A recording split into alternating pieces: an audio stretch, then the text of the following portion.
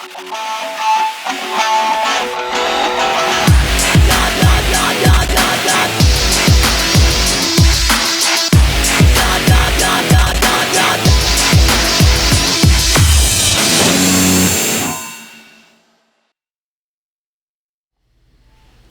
welcome to this week's episode of State of Real Estate. Every Friday at 12 noon Eastern Time, we come to you to help you mastermind, grow, and specifically today we're talking about jump-starting your real estate business. Now, a lot of people, most agents really that get started in real estate, they don't just jump right in and jump right into full-time and completely submerge themselves in real estate. There are people that do that and typically end up very successful, but that's not the typical story. You talk to most people that are in real estate, and they didn't get their start just kind of jumping right in and just jumping in the deep end of it. Usually this is something that started part-time. And there's actually some benefits behind this of starting part-time, other than not just completely taking the plunge. There's other benefits to this as well, benefits that help you grow your business. And there's a lot of ways you could kind of structure this where it's very manageable. And that's what we're going to be talking about today. But before we get into that stuff, if you're thinking about starting or enhancing or studying or anything involving your career in real estate, give us a call. Phone number is 813-928-0106. Again, that's 813-928-0106. You can also visit us online at tampaschoolofrealestate.com. That's tampaschoolofrealestate.com. But yeah, so let's talk about some of these benefits of just basically not fully jumping in, not going off the deep end, so to say, when you're starting your career in real estate.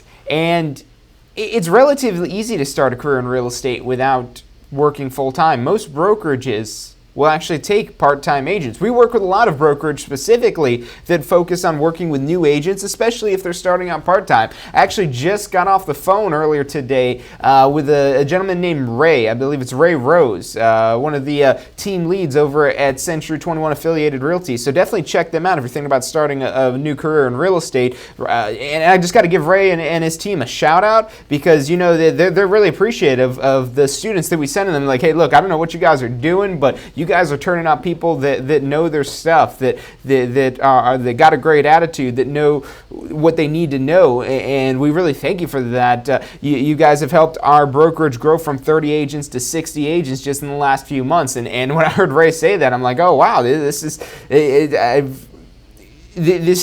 a perfect example of people starting off part-time.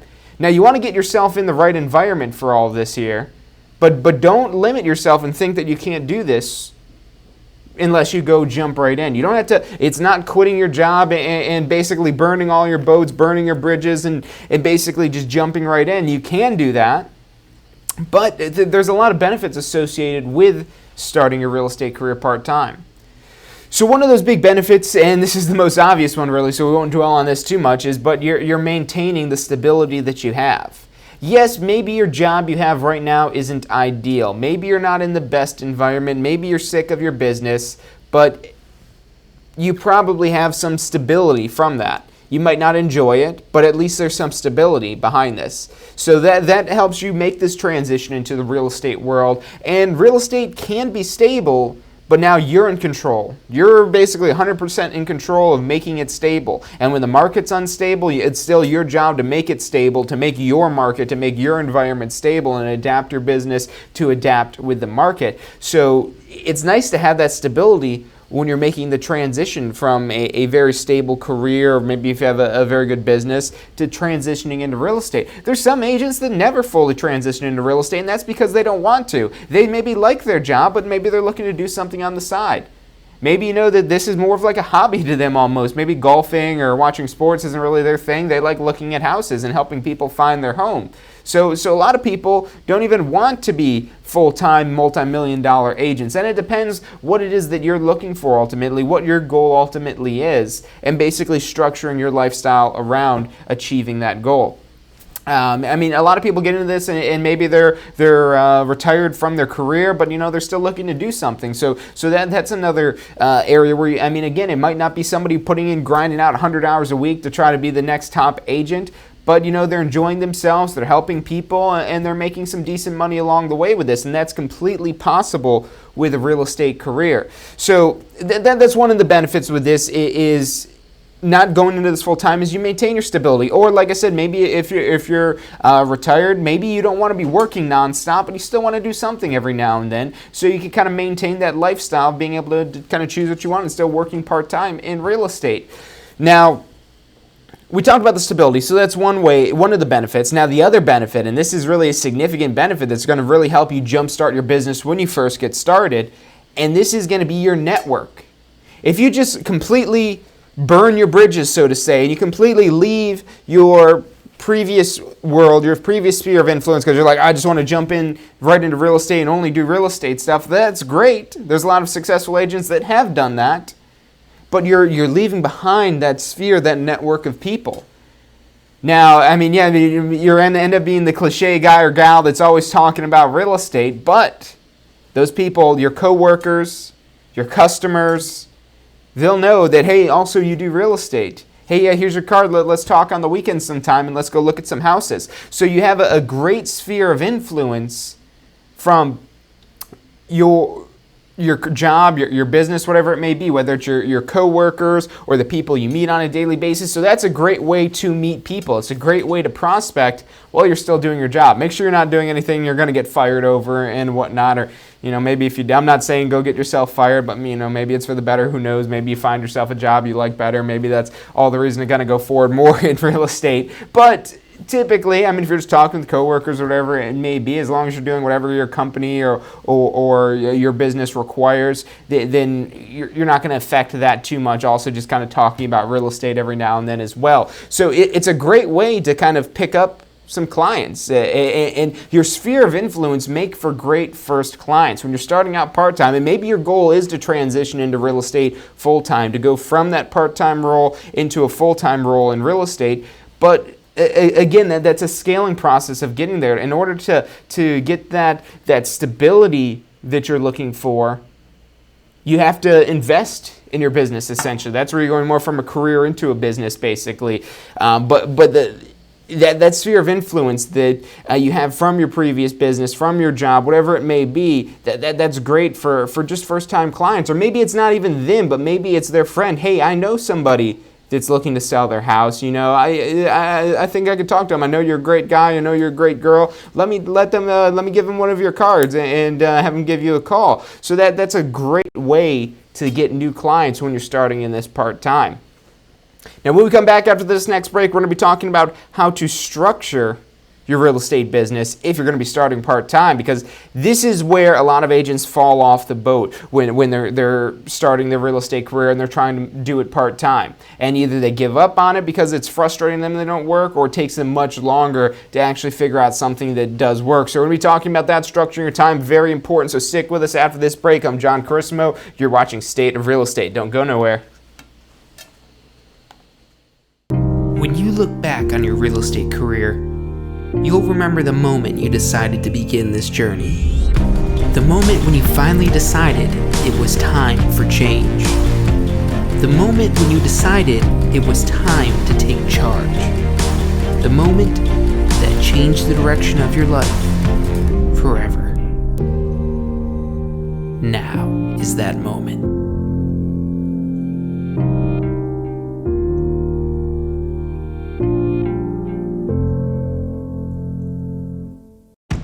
Need help preparing for your exam?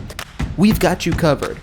Join us for a structured weekend review class where we'll cover the topics you need to know to pass your class and state exams. Class sizes are limited, so reserve your seat now by calling 813-928-0106 or registering online at tampaschoolofrealestate.com. Have you been thinking about starting a real estate career, but are struggling to find the time to go back to school? Allow us to introduce our revolutionary online course platform. At the Tampa School of Real Estate, we have used our years of education experience and student feedback to bring you the finest and best online course. Visit tampaschoolofrealestate.com. That's tampaschoolofrealestate.com, or call us at 813-928-0106. That's 928-0106 to learn more and register for our online course today. After the show, be sure to visit tampaschoolofrealestate.com. Again, that's tampaschoolofrealestate.com, where you'll find all the information you need to start your career in real estate. Also, be sure to check out our Success Center, where you'll find helpful tips for building a successful real estate career. Hey, if you liked the show today, be sure to hit like and subscribe and post your comments. Thanks so much for watching.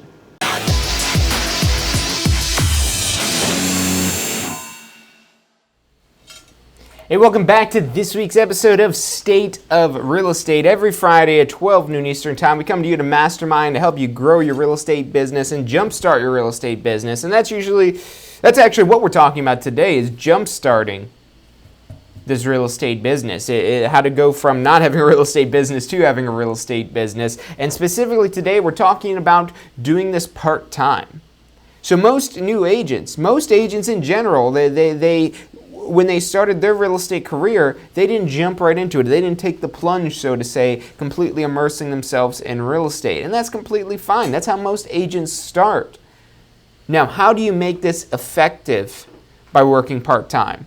Because you might talk to some people and might say, oh, you can't do real estate part-time. You can. I mean, yes, you're not going to be the top agents. The top agents in real estate are not working part-time. They're working full-time, maybe 80, 90 hours a week, depending on how much they're actually involved in their business, or if they have a team with them, or something along those lines. But if you're looking just to kind of maybe get to a $100,000 commission level, or maybe $50,000, or maybe you're just looking to make an extra $10,000 a year, if you're looking at these lower amounts, that's where you can do this effectively part-time. But now here's the thing where most people fall off, and why some people will say, no, you can't start in real estate part-time. You need to carve out time every week, every day, to work on your business. And really the key is every day. If you're focusing on growing your real estate business every day, even though you're part-time, if you're focusing on that every day, that's going to greatly increase your chances of being able to make that transition into full-time, or being able to hit your income goals, whatever it is that you have. Now, like I said, the key things with this is making sure you're structuring it effectively. So let's say you're working 9 to 5. Let's say take something basic. This may vary based on your situation, and you'll make some adjustments to kind of make this work for you. But let's say you work 9 to 5. And especially if you do work 9 to 5, or maybe 8 to 4, or 8 to 5, or 7 to 6, or however it is that you work during the daytime, either before work or after work, or before work and after work, preferably, the more time you put into this. And I'm going to show you how you can basically work full-time in real estate while working full-time in another job. So let's say you're working 8 a.m. to 5 p.m. We'll say 8 a.m. to 5 p.m. with an hour lunch. That's 40 hours a week. So 8 a.m. to 5 p.m. Monday through Friday, you're working 40 hours a week. Now, how can you also work full-time in real estate with that? Well, so the weekends are key. The weekends are crucial. The weekends are, especially when you're first starting out, when you should be grinding it out, or hustling, or whatever it is that you want to call it, of actually working. So on the weekends, what should you be doing for this time? You're like, oh, it's the weekend. Businesses are closed. Why should I have to work? Well, if you want to make that transition into full-time, the best way to make a transition into full-time working in real estate is to work full-time in real estate. And you could do that while you have this 8 to 5 job, or 9 to 5 job, or however it is that you're working full-time during the week. And on the weekends, this is where you want to be doing open houses. I'm a huge proponent of open houses. Probably every one of these State of Real Estate episodes that you may watch, you'll probably see me mention an open house. And the open houses are so crucial and so effective because, number one, you're going to be meeting prospective clients. Yes, they may be nosy neighbors, but those nosy neighbors may want to sell their house someday. Yes, you may be meeting people that aren't really ready to buy right now, but again, they may be ready to buy someday. And you may have some people that come in with another agent, although that's very unlikely for open houses because usually they don't show them houses at an open house. That does occasionally happen, but that's not typical. So you usually won't be dealing directly with people working with an agent. And you always want to make sure that they're not working with an agent, that they don't have to sign any paperwork, so you're not violating any sort of realtor ethic rules or anything like that. But at these open houses, you're meeting so many people. That's going to help grow your base, grow your client base, and you're staying in contact with these people. That's the key thing, staying in contact with these people. And this could all be done on a Saturday. So let's say you don't want to work all weekend, but you could maybe work Saturday. You're like, all right, well, I don't want to work 7 days a week, but I'll work 6 days a week.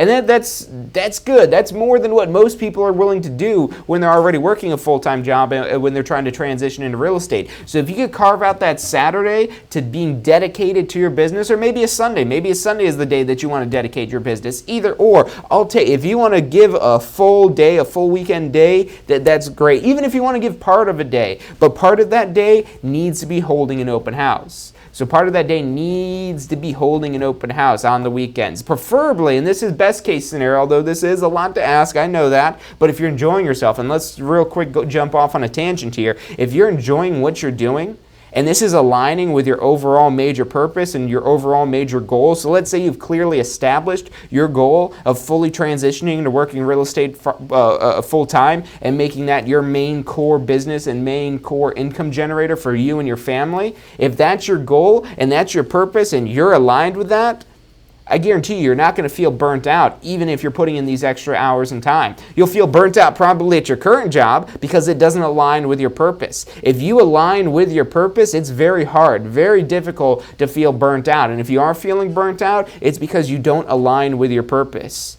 When you align with an ultimate purpose of why you're starting this real estate career, why you want to grow a real estate business, that's going to take you so far. It's going to give you fuel for your fire.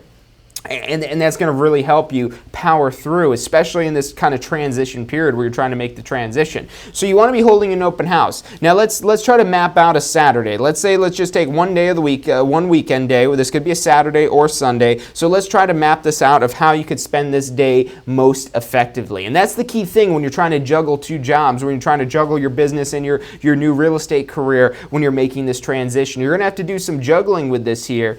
And you have to be efficient with your time. If you're efficient with your time, that'll make you so much more productive. So what you want to do when you're starting out your day for these open houses, you need to be preparing for these open houses in advance. We're going to touch on what you could do during the week, whether before or after work, preferably both, and what you'd be doing to kind of help make this Saturday or this Sunday your day to shine, your big day, your big event, basically. And it all goes into basically marketing and advertising this open house. And that's how you're going to maximize the exposure. If you're sitting at an open house and you're sitting there like, oh, no one's showing up.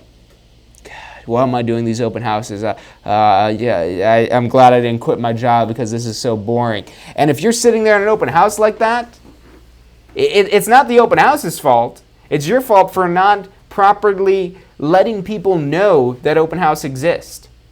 I don't care how many signs you put out by the open house. If people don't know the open house is there, if you only put one sign out that it's an open house and you put it out right before, 5 minutes before you started the open house, you're going to get a low turnout if that's all you've done to market and advertise this open house. So what you want to be doing is that morning of, maybe even the day before, maybe Friday morning or Friday after work, that you're going out and putting out signs for this open house. Maybe you don't want to put out the signs. Well, guess what? You could pay somebody. Give them $20, give them $10, give them $15, give them somebody like, hey, put these signs out for me. This is where I want them. I want one here, here, here, here, and here. Here's $20. Here's the signs. There you go. Or maybe put the signs out, send me pictures, and then I'll give you the $20. Something like that. And that's kind of an easy way to leverage your time. Or if you don't have 20, you might say, John, look, I don't have $20 to give to somebody now to help me out with this. Okay, well, guess what? If you don't have the money to buy somebody else's time, guess what you got? You got your time. You've got your time. You could use your time to put those signs out if you can't afford to go get somebody else's time. Use your time until you can afford to buy somebody else's time for putting out those signs. And so get those signs out in advance, because 5 minutes before the open house isn't going to cut it. That's not going to get you the traffic that you need to make this an effective, maximized opportunity to grow your real estate business. So you want to have these open houses out in advance. Now, other ways you could kind of drum up some hype about these open houses, and you could get really creative about this. And this is what I love about the real estate industry, is how creative you could be with the marketing on this stuff to really help kind of grow your business. But Let's talk about some of the things you can do. You can make a Craigslist ad. That maybe takes you 5 minutes to kind of come up and do, maybe even faster than that once you're kind of a pro at doing these things. You can maybe do a post on Facebook, or maybe you're setting up a social media profile, or Twitter, or Instagram, or all these creative ways to market it, but these are all things you need to be doing in advance of your open house. And then when you're there at the open house, you need to be prepared to maximize your time and this opportunity you have to meet people. So this time you have to meet people, this is your time to shine. And I know how people sometimes could not want to maybe talk to people, or not want to pester people or bother people or anything like that. Well, you don't want to pester them. You don't want to bother them. You want to become their friend, basically. And I mean, yeah, you don't want to come off like the weird person that's walking up to you, like trying to be your friend, because no one wants to be that person's friend. But you come across like a genuine person, kind of start a conversation with them, strike up a conversation, and you're like, well, John, how do I learn how to start a conversation? Go try to have some conversations. You'll learn. That's the best way. Believe it or not, I used to be an introverted person. And I would have trouble starting conversations with people. But you know what I did? I tried, and I failed a bunch of times, and I made a fool of myself a couple of times. But eventually I got to the point where I could just walk up to people and start a conversation with them. And it could be a very genuine conversation. And you learn these skills, these people skills, these communication skills, you learn as you kind of start interacting with people. So you want to maximize this opportunity of clients coming into your open house to kind of practice your people and communication skills. But more importantly, once you have these people and communication skills, you could start to show your value as a real estate professional. You can maybe start to tie in some things. Now, you don't want to hit them right away with selling them, hey, look, you guys have an agent yet? Oh, I'll be your agent. And that's not the first thing that you want to say to people when they walk in. You kind of start a conversation with them, and then you segue and transition into talking about what you can do for them and what benefits you can offer them as a real estate professional. And what you want to do here, and this is the key point of this, because you're not going to sell them a house right there at the open house. If you're expecting to sell a house at an open house, you're going to be severely disappointed with the results of your open house. You don't sell a house at an open house. You meet people at an open house. Less than 1%, and this is the National Association of Realtors statistic, less than 1% of houses sell as a result of an open house. So you're not going to end up selling a house at an open house. Maybe you will, but that's like lightning striking. That's you getting lucky, hitting the lottery when you sell a house at an open house. So you're trying to meet people. You're trying to get their contact information so you could follow up with them and establish a relationship. At this point, they're just a contact. They're just contacts. When you meet them and you get their contact info, they're a contact. They're not a lead. You don't even need to call them a lead. They're a contact. And the way you turn that contact into a contract,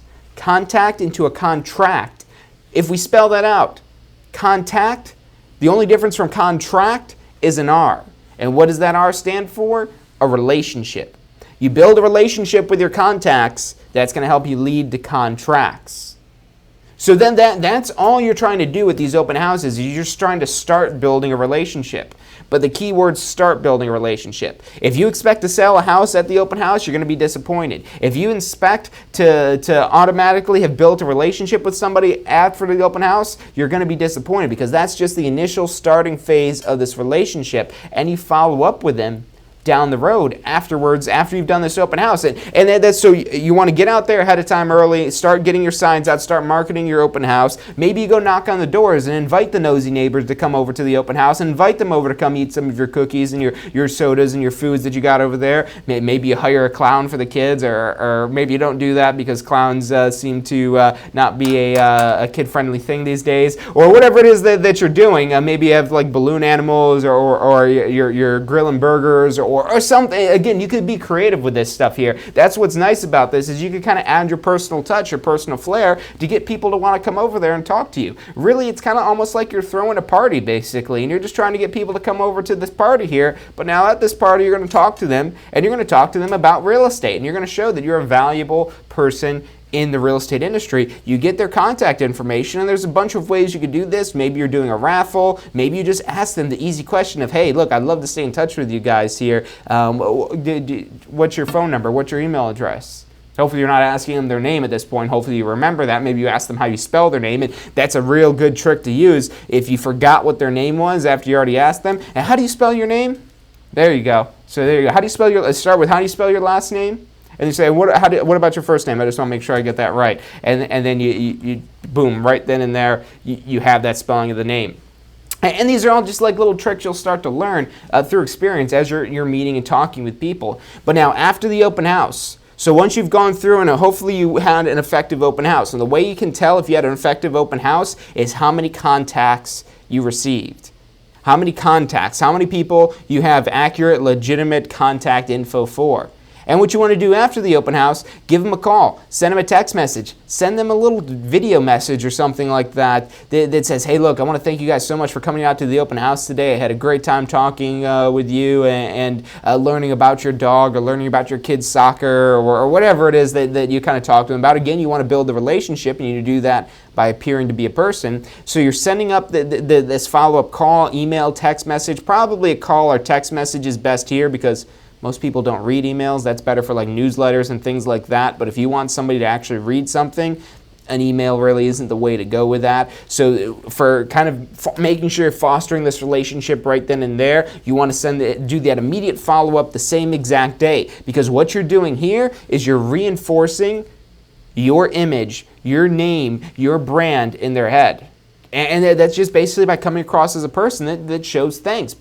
We live in a society today where appreciation doesn't get shown very often. And when you show somebody appreciation and it's genuine appreciation and you're not kind of coming across salesy or anything like that when you're calling them, you're just talking to be a genuine type of person, people will appreciate that and they'll want to hear from you again. And this is all stuff you could be doing on this one Saturday or this one Sunday, this one weekend day that you're trying to dedicate some time in here. Maybe you have somebody that you leave such a good impression on them, they want to actually tour some houses with you. And that's where you have a great open house. A good open house is where you get a lot of contacts. Good open house is where you get some contacts. A great open house is where you get contacts, number one, and number two, you actually do such a great job meeting people and leaving an impression on them, they actually want you to show them houses. So at that point, that's where you schedule an appointment. And should you schedule that appointment for a week off or something like that, or 2 weeks out? Or no, I would say, yeah, hey, look, I got a couple of houses. What was it that you said you liked? You know, there's actually a couple properties I'm thinking of. I'll have to check to make sure that they're still available, but I could probably see if we can get you guys into those maybe today or tomorrow morning. What time works best for you? And notice how I'm asking this. What time works best for you? Not would you like to see them? Because they don't want to implicate you or obligate you in any way or lead you on, so to say. Your job is to be led on. Your job is to be led on by these people until you can get to the point where you could turn people away saying, no, I'm so busy, I don't have time for business. But when you're hungry for business, when you're hungry for leads and hungry for clients and hungry for contracts, you want to take any heartbeat really that you could get to go out there and show them properties. And at the very least, you're just practicing your real estate people skills and your real estate showing skills and so on and so forth. So we're going to take another quick short break here, but stay with us because we got some more great information after the break. You're watching State of Real Estate. When you look back on your real estate career, you'll remember the moment you decided to begin this journey. The moment when you finally decided it was time for change. The moment when you decided it was time to take charge. The moment that changed the direction of your life forever. Now is that moment.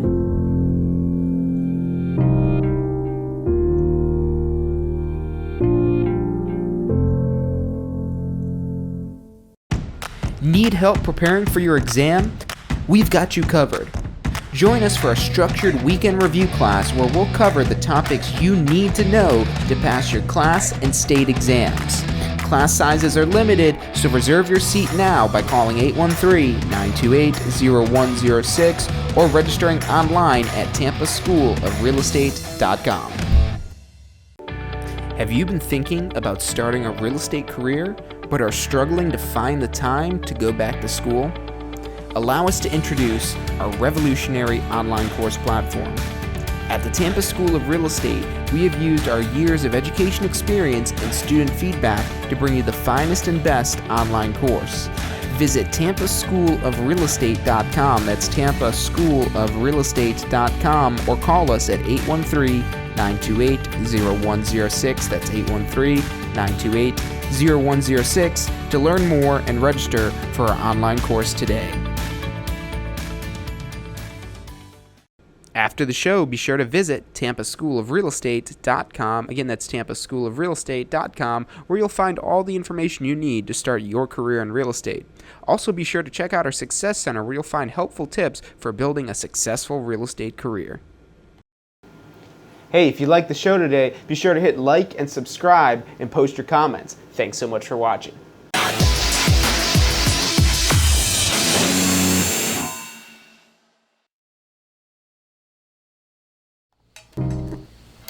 Hey, welcome back to this week's episode of State of Real Estate.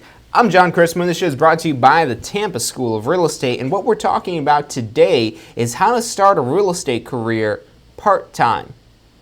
So I know during the last segment we went into a lot of detail, and if you guys missed that, go back and rewatch it, because we're talking about how you can spend one day on your weekend, and if you really want to get some good results, spend 2 days on your weekend doing this, where you're holding open house. It's a great, cheap, cost-effective way. It does require work on your part, but especially when you're first starting out, it's usually don't have the massive investments you can make in real estate to begin with, and that's fine, because open houses are usually more effective based on how you value your time for generating new leads and clients. So we're talking about how you start off your day, and again, this is just maybe spending 8 hours on a Saturday or a Sunday, or like I said, maybe you're doubling up and doing both of them.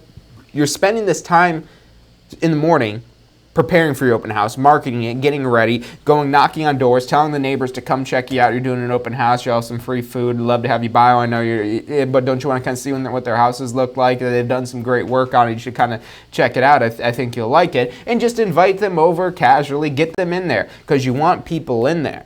Especially if somebody shows up and they see all kinds of people in the house. What does that tell them? Like, oh, wow, this is a hot property. Let's check this out here. And they'll be looking around. They'll be curious to talk to you. And so that's a great way to kind of drum up some hype about the property. But there, when you're in the open house, you want to be focused on getting contacts. You want to focus on getting contacts, meeting these people, and starting to build a relationship. Maybe you do such a good job and leave such a great first impression that they actually want to use you to actually show them some properties and whatnot. So that's really best case scenario. In the very rare event maybe you do get an offer on the property, that's good too. That's really great actually, but don't expect that, because that happens very rarely on open houses. That's more for kind of just generating buzz about the property, and more importantly, generating buzz about your business. So that's during the open house. And now after the open house, you don't even have to leave the property to do this, as long as you have an internet connection or you have your phone. You just start calling these people back, sending them text message saying, hey, I had a great time meeting you today, blah, blah, blah, blah, blah. Give them a nice little follow-up, a nice little personalized thing. And then depending on the relationship, maybe you ask to say, hey, look, are you guys ready to start looking at some properties yet? Okay, well, when will you be ready? When do you think that you're thinking about selling? When do you think you're thinking about buying? Or something along the lines, just to kind of keep the conversation going. And they'll be willing to answer these questions. And you can usually tell if it's getting kind of too over the line where they're ready to hang up on you, and you necessarily don't want to do that because you don't want to ruin this relationship with them. But if as long as you're not getting upset, they're like, oh, what do you mean you don't want to see houses? What were you doing in the open house today? And not even if you're saying that, but if you have that attitude, if that's what you're thinking in your head, wow, you're talking with these people, that's going to come across in your voice. And you want a real easy way to make yourself sound really pleasant on the phone, just give them a nice smile. Make sure you're smiling. Oh yeah, you don't want to see any houses yet? No problem. That's no one wants to see houses. No one thinks they're ready. The stars never really align. I completely understand that. When were you thinking about you were looking to sell? But you have that smile on your face, and that's going to come across on the telephone that you're a pleasant person, and people like to talk to pleasant people. So definitely make sure you're doing that immediately after the open house. Immediately after, you also want to be putting them into, maybe you also got their emails. And like I said, the email isn't going to be the way that you'll probably want to do this initial thank you, because you want to have that be very personalized. Email, very rarely today, is ever personalized. Even if it's a message that you're sending, if you're a business and you're sending this, you might be copying and pasting it, or that's what your client is thinking. If they get a message, an email message from a business, but a text message or a phone call definitely comes across as a lot more of a personal touch. But that doesn't mean don't send emails. You still want to send emails. You have some sort of email newsletter that you do once a week or once a month, or just like real estate tips or whatever it is. Maybe have some specific lists set up for buyers, some specific ones set up for sellers, and have this follow-up that you're doing that you could automate. Automation is such a crucial key factor when you're starting off in real estate part-time, because that helps multiply your time, because you don't have to be continuously copying and pasting the same email and sending that over and over again. You could put their name in a database and then they automatically get the emails on a certain schedule, or whenever you go in there and create your newsletter for the one-time type of basis and whatnot. So you want to be focused on automating this stuff as well. And like I said, the email alone is a no-no. The text messages and phone calls alone, that's going to be better than emails alone, significantly better than emails alone, but you got to pair them together. You want to maybe even get their address. Say, oh, where do you guys live right now? And you get their address. They're like, hey, look, I'd love to send you guys out my monthly postcard or something like that, and you get their address, and you can kind of send them this stuff along the way. A good tip as well is at the open house, the key piece of information you want is their phone number. The key piece of information you want is their phone number, because you can get this additional information after the fact. If you just met somebody and they want to know your name, your phone number, your email address, your date of birth, your anniversary, and all this other stuff, they're like, whoa, are you like trying to apply me for something? I don't want to buy this house. Is that what you're trying to do? You're trying to trick me into writing a contract here? I'm not giving you any more information. And people have that natural reaction to that. But if you've just got the phone number, and maybe you call them up, give them a genuine thank you, so they see that you got their phone number for this genuine reason of thanking them. Say, hey, look, I'd love to send you guys my newsletter and my postcards. What would be a good email address for me to send it to? And what about for the postcards? What's a good address? And I just want to make sure I have a complete file here. I like to send out birthday cards to everybody. What's your birthday? And just stuff like that, where it makes you seem like you're a person, but you're getting this information and you're starting to learn about who this person is, and you're starting to develop this relationship between them. And like I said, if you want to turn your contact into a contract, you need to build that relationship that connects the two. And that doesn't happen automatically. That requires time and effort on your part. And this is all that same Saturday that we're talking about here, that you're doing this. And then so let's transition to what you'd be doing during the week, because I think you guys are starting to get the idea of what you could do during the weekends. And if you guys do have any questions about what you could be doing on the weekends or anything like that, definitely put it in the chat. Or if you have any ideas, we'd love to hear it as well. So put that in the chat on Facebook or on YouTube, and definitely would like to talk about that. But let's talk about what you could do during the week. So what you could possibly do during the week, whether it's before work and or after work. And that "and" is really the key thing. I would recommend, because at the very least, you want to be making a touch on your business. You want to be in your business every single day.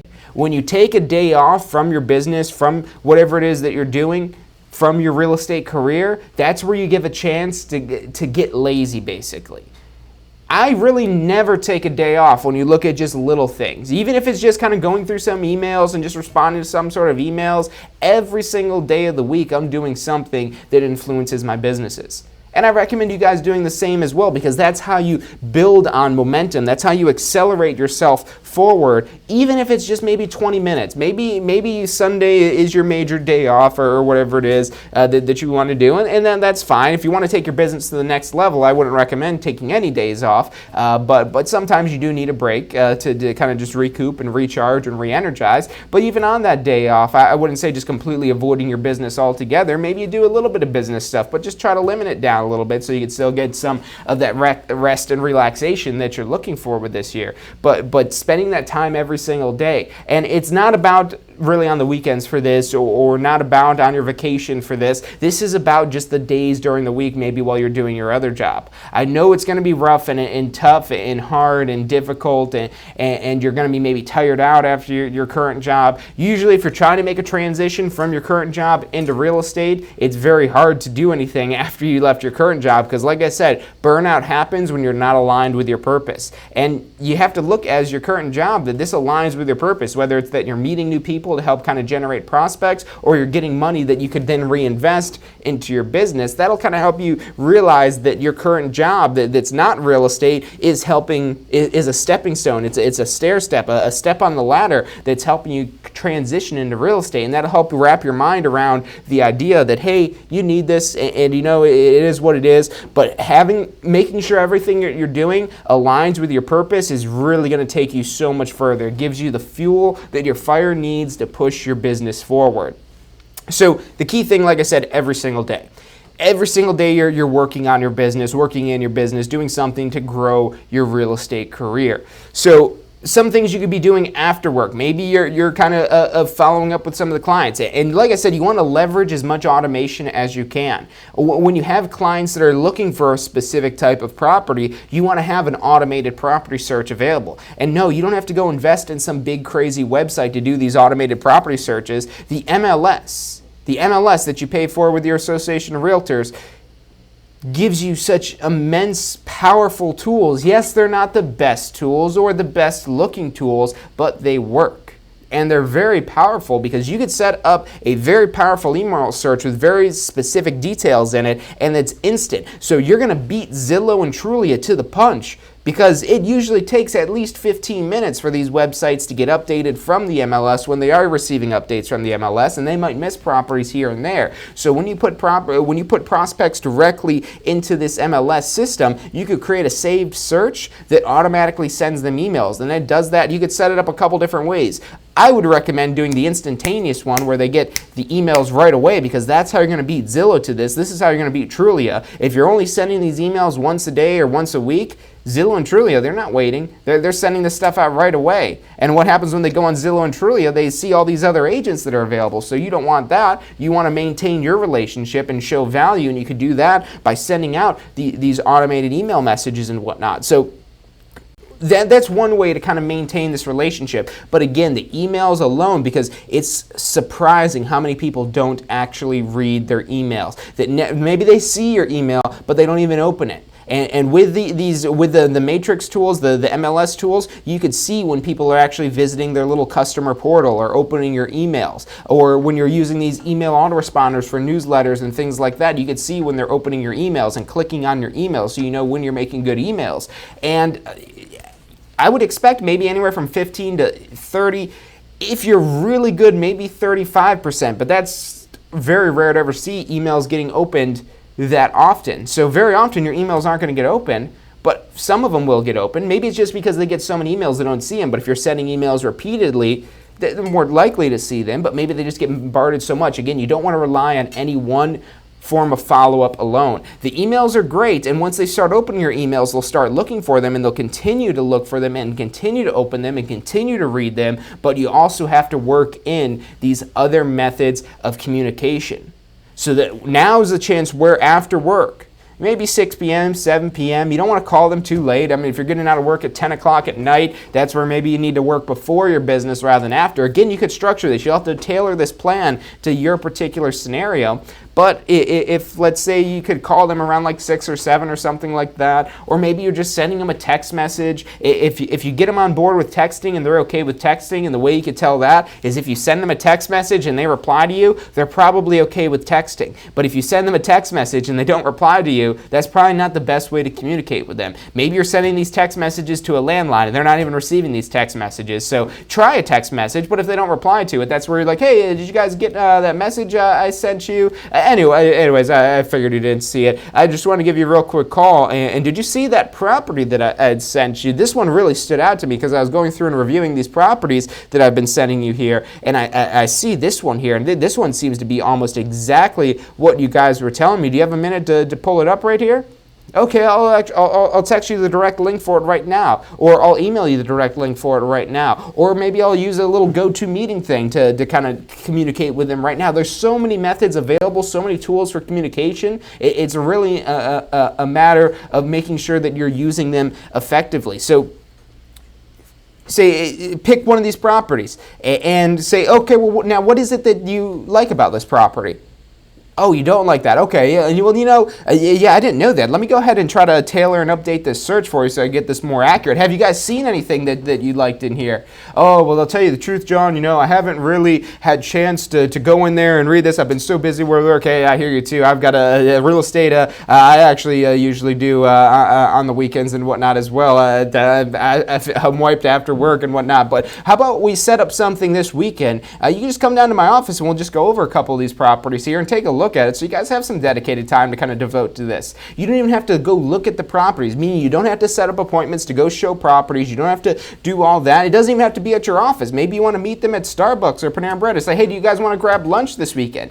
Yeah, you'll probably have to pay for lunch. Maybe go somewhere that's not too expensive if you're kind of tight on your budget, but that's a great way to get out there talking with them if these are somebody that actually is likely to purchase. If they've already had a pre-approval and maybe they're just kind of like thinking about it, or they're kind of in this realm for it here. So like I said, you want to try to get that appointment with them and continue to build that relationship, because again, to connect the contact to the contract, you need to have that relationship. That's the connector. The R in contract is what turns a contact into a contract. That's the relationship. That's how you connect the two. And the emails aren't going to build a relationship. Think of all the emails that you get from various companies. You'll even get emails from companies or the spam emails where you never even signed up for these lists and you're still getting the emails. So what kind of relationship is that? There's not a relationship. So emails are not a good way to build a relationship. Yes, they're an effective tool that you want to have to support your relationship, but you need to be doing these other things. And these are things you'll be doing after work. And like I said, maybe you're working late. Maybe you work till 10 or 11 at night. Chances are then that you don't work till maybe 9 or 10 in the morning. So maybe around 8 a.m. you call them. And this is going to vary based on the client, because maybe they're not a morning person, so that's going to be tough. Maybe you call them when you're on your lunch break. These are just quick little phone calls where you can maybe set up an appointment, not even to see a property. If they haven't even had a chance to look at these, like, hey, let's just come to my office this weekend. I've got some time. Or hey, you want to grab lunch this weekend? It's on me, and we'll kind of talk this out and look at a couple of these things and try to figure it out here. And these are all great ways to kind of establish and push this relationship further. And the further you build this relationship, especially if you have a genuine, honest relationship, this is where you'll understand the client better and you'll be able to better serve them. And if you could better serve your client, you're more likely to get a commission. If you could serve your client, you probably will get a commission. And they're not going to go talking to other agents if they're getting a good service from you. But that's the key here. You have to earn this commission money. You don't make commission money. Really, you don't make money anywhere. You earn money. That's how the free market works. The free market works by providing value, and people are willing to exchange money for that value. And when you're providing this service, people are willing to exchange money basically for this. And really, this gets even more complicated because they're not even really paying for you as a buyer. It's the seller that's paying for this here. But you still need to provide that value so you could earn commission money. You're earning a percentage of the house that they buy. So basically, that money is coming from them because it's their money that's paying for this house. So really, even though that money is being funneled from the seller, it's really that buyer's money where you're earning this from. So you need to earn that commission. And the way you do that is by serving your client. But the key takeaways, because I know we talked about a lot of stuff today, is even if you're already working full-time, you're maybe working 40 hours a week, maybe you're working 50 hours a week, that's okay. You could still juggle in a real estate career at the same time. Yes, it will be a little bit tough. But again, if you have your goal, your purpose defined, and you have it defined very clearly, and what it is that you're trying to do and what you're trying to accomplish, that's going to give you fuel for the fire and help you avoid feeling burned out, which is going to be essential when you're juggling these two different entities here. And like I said, you want to carve out time every single day. Every day. Don't take a day off, even if it's just a few minutes here and there, but shoot for this. At the very least, try to call at least one contact once a day. Now, if you only have one contact, maybe you don't call them every day. We focus on getting some more contacts.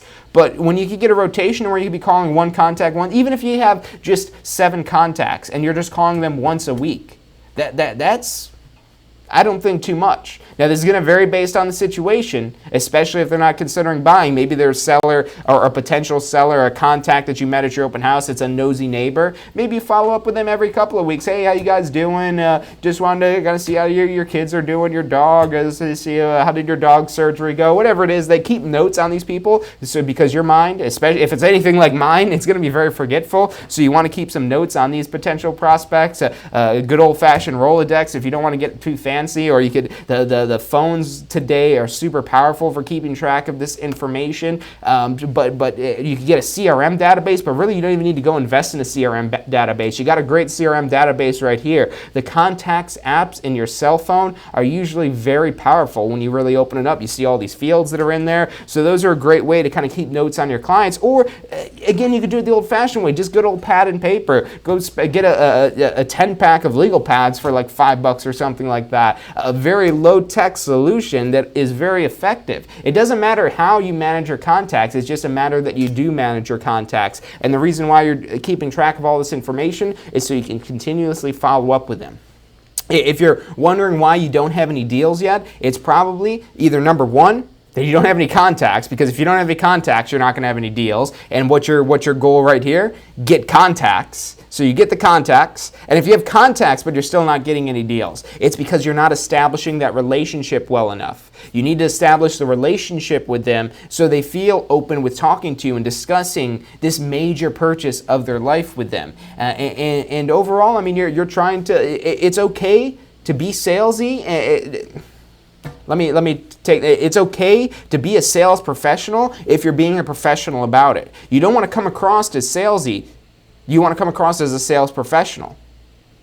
And a good way to kind of establish that you're a sales professional is that you take what you're doing seriously, and you also genuinely care about the client, because that's, again, how this free market works. Yes, you may be able to dupe some people. You might be able to kind of scam some people basically into getting a commission, or however it is that you want to look at that, or maybe not provide them the best service and still get a commission, but you're not going to last with that mentality. If you're serving your clients and your clients are happy with you, even if they haven't done business with you yet, you're going to get referrals, you're going to get repeat business from them if you have done business with them before. But if you're serving your clients, you're going to be able to earn commission money. And key takeaway for today for the part-time thing, even if you're just maybe spending an hour, trying to do it maybe half hour in the morning, half hour at night of just getting there, managing your business. Have yourself a list of things to do, of certain people you need to follow up with, and so on and so forth. But try to work that in every day. And again, if you don't have enough contacts to be contacting a different person every day for at least a week or at least 2 weeks or really a month even, if you don't have enough contacts to contact, because you should really not just be making one call a day to one contact. That's maybe where you start out, but you want to get that up to 3, 4, 5 phone calls a day that you're making. These phone calls will maybe take 5 minutes because you don't want to take up too much of their time, and they don't want to take up too much of your time.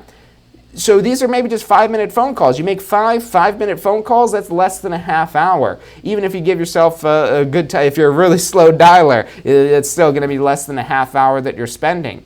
But the key thing is knowing what you're doing, knowing the people, having the people lined up and ready to talk to you. And if you could do that, your business is going to be booming before you even know it. So that's all I got for you guys today on this week's episode of State of Real Estate. I hope you guys have enjoyed it. If you guys know anybody that's thinking about starting a career in real estate, definitely share with them this video, because there's this whole misconception that you're starting a career, and to start this career you have to leave your current career. And that's not true at all. If you have a current career, that's a great base of potential prospects. These are already contacts. Your friends, your family, they're already contacts. And if you have an established relationship with them, they're going to know, and they should know, that you're in real estate. So go back and watch last week's episode if you're thinking about that. Don't be a secret agent. That was a really popular episode. We got a lot of great feedback on that one, and that's about really letting these people know that you're in real estate. But that same thing you want to be doing with clients, even people that you don't know. You build the relationship with them, and as long as you maintain that relationship, that contact is eventually going to turn into a contract. That's all I've got for you guys today. Again, hope you've enjoyed it.